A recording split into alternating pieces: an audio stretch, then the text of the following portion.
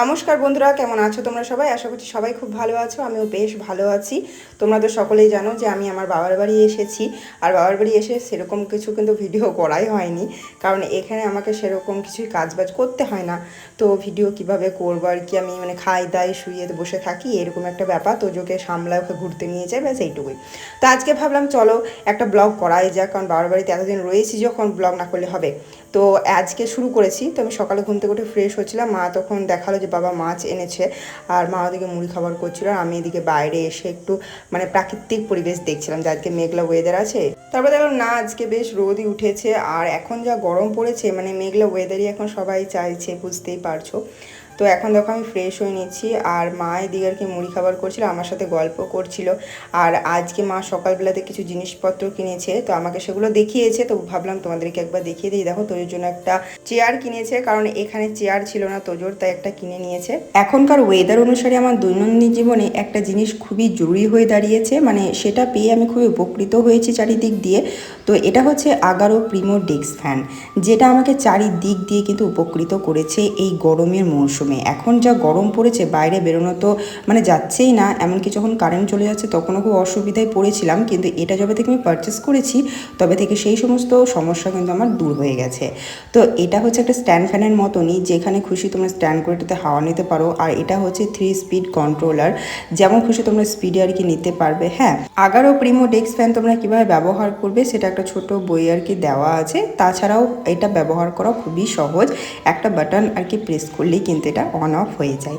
তো এই যে দেখো, আগারো প্রিমো ডেস্ক ফ্যানের পেছনের দিকে রয়েছে একটা চার্জিং পয়েন্ট, সাথে দ্বিতীয় হচ্ছে চার্জার, তাই তোমাদেরকে এক্সট্রা কোনো চার্জার কিনতে হবে না। আর এটা কিন্তু সহজেই তোমরা যেখানে খুশি আর কি ব্যাগে করে নিয়ে যেতে পারবে, আর এভাবে স্ট্যান্ড করে কিন্তু হাওয়া নিতে পারবে। বাচ্চা থেকে বড় সকলের জন্যই কিন্তু আগারো প্রিমো ডেস্ক ফ্যান খুবই উপকারী। এই গরমের দিনে তো আমি আগারো প্রিমো ডেস্ক ফ্যান কিনে কী যে উপকৃত হয়েছি কি বলবো। তোমাদেরও যদি কিনতে ইচ্ছে হচ্ছে, তোমাদের যদি পছন্দ হয়েছে, তাহলে চিন্তা করো না, যে কোনো অনলাইন অ্যাপে ফ্লিপকার্ট, মিন্ত্রা, অ্যামাজনে কিন্তু এটা পেয়ে যাবে। তো সবজি রাখার জন্য একটা মানে ঝুড়ি কিনেছে, ওই যে আলু আরে রাখার জন্য, আর হচ্ছে একটা ট্রে কিনেছে।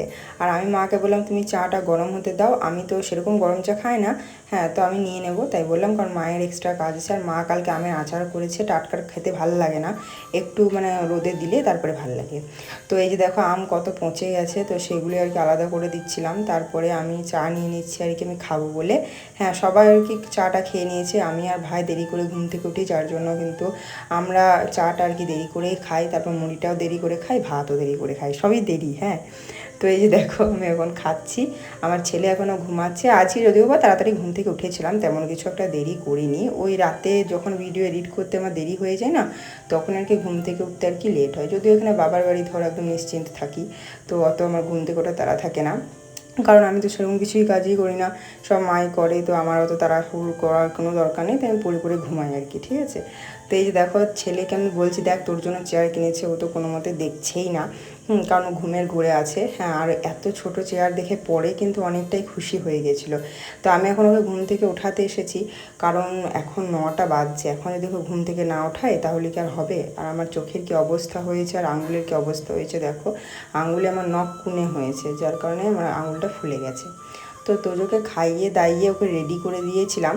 তারপরে আসলাম আমার রুমের একটু হালাতটা ঠিক করতে, মানে রুমের বেডশিটটা চেঞ্জ করলাম। তারপরে আর কি সমস্ত কিছু একটু গুছিয়ে নিচ্ছি, কারণ যেহেতু আমি প্রায় অনেক দিনই এখনও পর্যন্ত থাকবো, তো ঠিকঠাক করেই তো থাকতে হবে। আর আমার যখন বিয়ে হয়নি, আমার কিন্তু এই রুমটাই ছিল, আমি এই রুমে পড়াশোনা করতাম। তো হচ্ছে আমি সবসময় ফিটফাট করেই কিন্তু সবসময় রাখি, শ্বশুরবাড়ি হোক, কোয়ার্টার হোক, বাবার বাড়ি হোক, আমি যে রুমে থাকলাম বা মানে যেখানে থাকলাম আর কি, একদম আমি কিন্তু ফিটফাট গুছিয়ে রাখাই পছন্দ করি। আর এখন যেহেতু মিস্ত্রিরা লেগেছে, তো আমাদের ঘরে তো অনেক কাজ হচ্ছে, যার কারণে সবসময় ধুলোবালি হচ্ছে। তো আমি আর মা চেষ্টা করছি যে যেন ঘরটা সবসময় পরিষ্কার থাকে, যেহেতু ছোটো বাচ্চা রয়েছে, খেলাধুলা করছে, সেই জন্য। তো অতটা রাখতে পারছি না, যেহেতু মিস্ত্রি লেগেছে, মিস্ত্রি লাগলে তো হবেই, এইরকম কিছু করার নেই।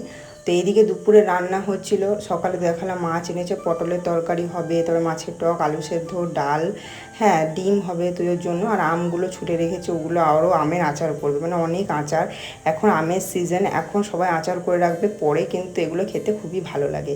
ওইদিকে আমার ভাই তোজোকে নিয়ে খেলা করছিল, ততক্ষণে আমি আর কি মাকে একটু ভিডিও করে আনলাম যে কী কী রান্না করছে।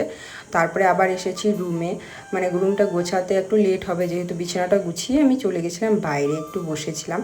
তো তোজোকে খাবার খাওয়ালাম, 11টা মতন বেজে গেছিলো, তো ওকে দুধ খাইয়ে আসলাম। তো তারপরে আবার এসেছি শোকেসটা ঠিকঠাক করতে। এই শোকেসের ভেতরে আমি আমার সাজার জিনিস, ওষুধপত্র সব রেখেছি, কারণ এখন তোজোসোনা বড় হয়েছে, সব কিছু আর কি ওর হাতের নাগালে চলে আসছে আর ফেলে দিচ্ছে, যার কারণে মা বললো যে কাপড় জামা ওই শোকেসটাতে না রেখে ওই সমস্ত মুখের ক্রিম, চিরুন এই সমস্ত আমি রাখি, তো সেগুলোই রেখেছি। আর আমার যে একটা ব্যাগ আছে, ওটাই নতুন জামা কাপড়গুলো ওটাতেই ভরা আছে, আমি বার করিনি। আর এই আলনাটা এবারে আমার এই রুমে রেখেছে, ভালোই হয়েছে, মানে জামা কাপড়গুলো বেশ রাখা যাচ্ছে। তো মানে আলনাটা ছপ্পরের সাথে লাগানো ছিল, তো আমার বেশ ভালো লাগছিল না, যার কারণে আমি নিজের মতন একটু মানে ঠিকঠাক করে নিলাম। হ্যাঁ, তো এই যে দেখো আমি একটু ঠিকঠাক করে সমস্ত কাপড় জামাগুলো আবার আর কি সাজিয়ে সাজিয়ে রেখে দিচ্ছি। তো মানে আমার গোছানো কমপ্লিট হলে আমি স্নান করতে যাব, কারণ এত বিভৎস গরম পড়েছে কি বলবো, এখনও পর্যন্ত গরম মানে যাচ্ছেই না। আর এত যে গরম পড়েছে, একটু বৃষ্টি হবে তারও কিন্তু নেই। তো আর কি গরমে সত্যি ভীষণই হালাত খারাপ আর কি, ঠিক আছে।